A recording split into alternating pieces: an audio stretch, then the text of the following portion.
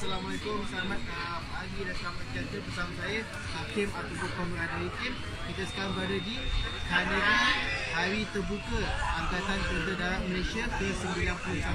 Seperti tengok di sini, ini adalah pameran uniform kita yang boleh pakai daripada zaman dulu sampai zaman sekarang. Kita boleh dari sini lah. Kalau dari sini, ini adalah baju drum major kita, drum major Captain Dali zaman dulu dia bersara Captain Dali lah. Ini drum baju yang seperti mana dia pakai. Ni Captain Dali tu pangkat dia waktu bersara, nama dia Dali lah.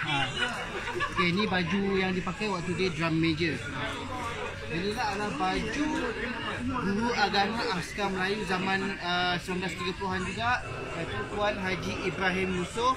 Ini gambar dia, kalau kita tengok. Ini gambar dia. Dan ni baju yang kita buat lah, buat sempena nak ikut apa ni, yang Guru Agama zaman dulu untuk Askar Melayu.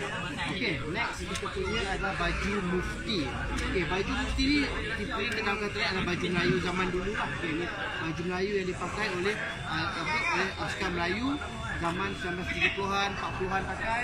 Okey, dia ada hitam dengan putih. Okey, hitam macam ramai tahu sekarang. Pegawai yang pakai baju hitam kita boleh tengok sini. Okey. Ni baju dia pakai, baju mufti warna hitam untuk pegawai lah. Dengan badge dia ataupun sama dengan songkok yang kita tunjuk lah. Okey, dan next adalah baju putih adalah baju mufti untuk lain-lain pangkat daripada brevet sampai sarjan. Inilah baju dia. Boleh lihat sini ada baju dia. Yang dipakai sini, sini pun ada pakai. Baju mufti dia panggil, baju mufti. Okey, next adalah baju istiadat macam patung ni dan saya pakai. Ini baju istiadat untuk Askar Melayu zaman 1933 sampai 1942 begitu. Okey, ini adalah baju untuk lain-lain pangkat daripada brevet sampailah sarjan.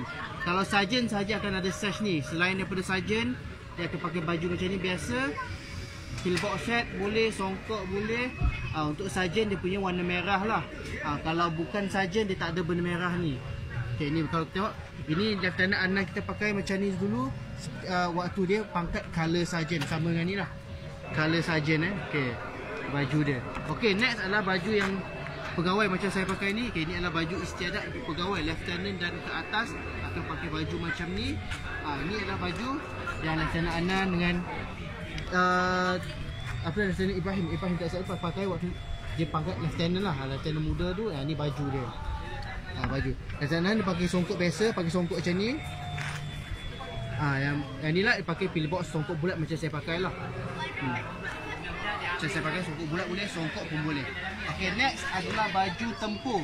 Baju tempur atau baju combat atau baju kerja Askar Melayu. Seperti boleh lihat sini. Okay, ni adalah baju tempur dan kerja Askar Melayu. Okay, yang ni adalah baju yang askar lain-lain pangkat pakai. Jadi yang pegawai pakai, pegawai dia bawa pistol je. Yang lain pangkat dia akan bawa poucher semua, senapang dia akan bawa lah. Kalau latihan dia akan pakai ni, apa namanya, dia punya slouch hat. Ada kadang waktu kerja dia akan pakai pillbox hat, songkok bulat ataupun songkok bujur warna hijau. Okey, yang ni, yang ni habis sampai 1940-an. Okey, kita ke sini sikit. 1942 sampai 45 waktu Jepun dah tawan tanah Melayu kan. Okay, ni baju dia. British ada bagi pada siapa di tanah Melayu yang nak lawan Jepun, banyaklah pakai baju ni. Ni seimbas selalu lah. Baju Force 136, baju uniform Lady Bird and the Japanese Army, semua ada pakai benda-benda uniform ni untuk lawan Jepun zaman dulu. Okey, lompat pada 50-an. Okey, ni waktu darurat 48 sampai 60. Inilah baju evolusi 50-an. Ni kita tengok seimbas selalu je. Daripada Jungle Grill ke PD Grill ke Crush Coat, ni prototype Harimau Kumbang. Dah masuk era 80-an, 90-an dah pakai loreng limau. Ni ada desert. Sampai sini, ni dah modern sikit. Dah masuk zaman-zaman digital. So itulah dia evolusi baju Askar Melayu daripada zaman 30-an sampai zaman moden. Kalau nak tengok ada depan-depan, datang kita kat Museum Port Dickson hari ni dan esok. Masih lagi ada pameran. Sekian daripada saya. Terima kasih.